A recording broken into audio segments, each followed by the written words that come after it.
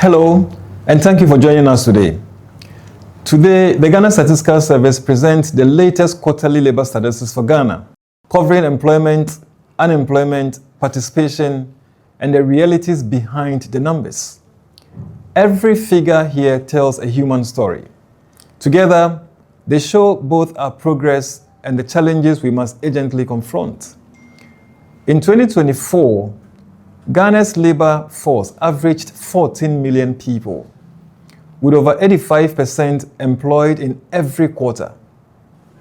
In the last quarter alone, 409,000 more Ghanaians found work compared to the previous quarter. Women continue to dominate in employment numbers, widening the gap with men to 1.2 million by quarter 4, from 632,000 in quarter 1 of 2022. But most women are self-employed, without employees, often in low-paying, informal work, while men are more likely to hold wage-paying jobs.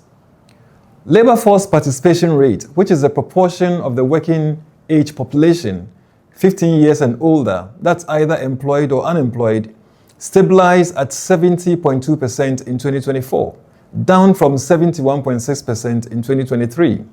Absorption into jobs slipped slightly from 61.2% in 2023 to 60.7% in 2024. The absorption rate is a proportion of the employed population as a percentage of the working age population.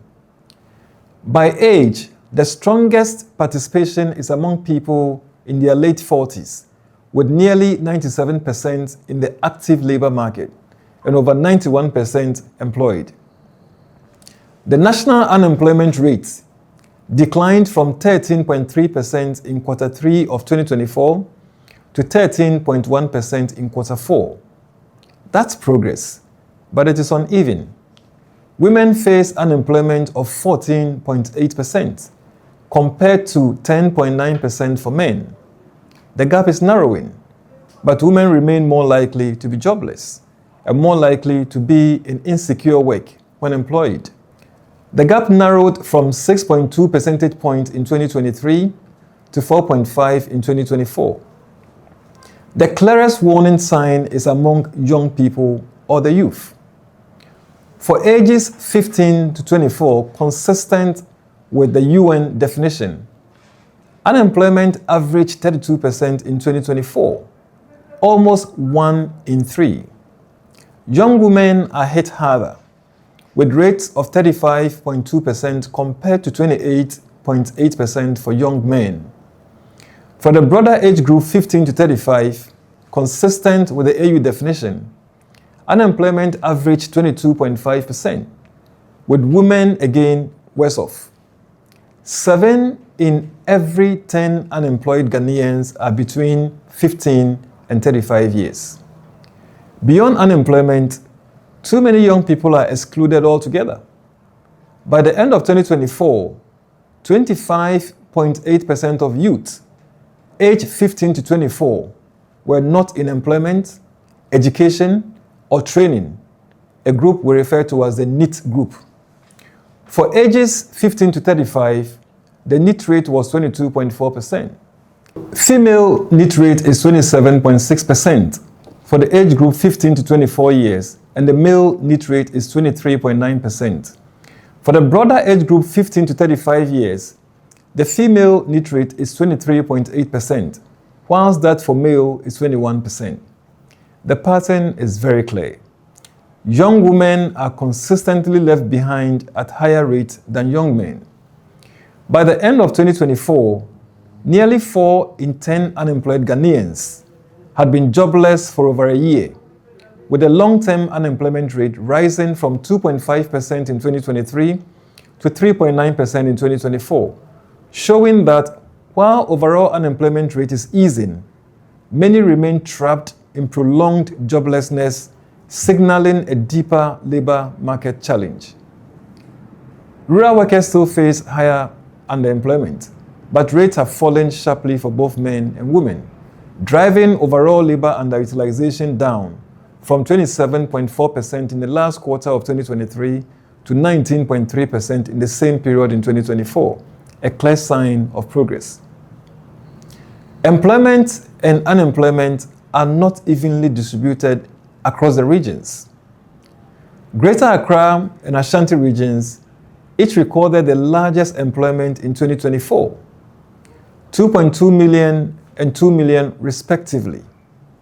But they also recorded the highest unemployment rates at 21.5% and 15% respectively. In contrast, regions like Bono, Northern, and Upper West are seeing rising unemployment despite improvements nationally.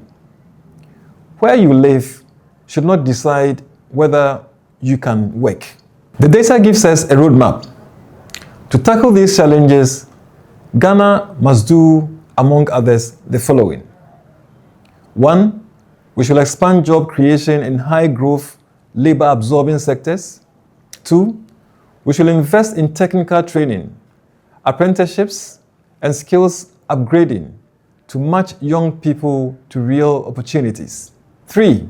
We should target the NEET population, especially young women, with re-entry pathways into education, training, or work. 4. We should close the gender employment gap by formalizing informal work and improving access to wage jobs. 5. We should balance growth across regions so rural and northern areas do not fall further behind. And 6, but not the least, we should embed labor statistics into policy design, ensuring decisions are evidence-driven. In closing, I would like to emphasize that Ghana's labor market is shifting rapidly. If we respond with urgency and act on what the numbers are telling us, we can build a workforce that is skilled, resilient, and inclusive. But if we delay, too many will remain excluded from the opportunity. The numbers are clear. The time to act is now. Let me direct all of you to our website where you can find details of this analysis and study. And also, you would see the PowerPoint presentation, you would see the bulletin, as well as infographics and other information on the subject matter. Thank you very much.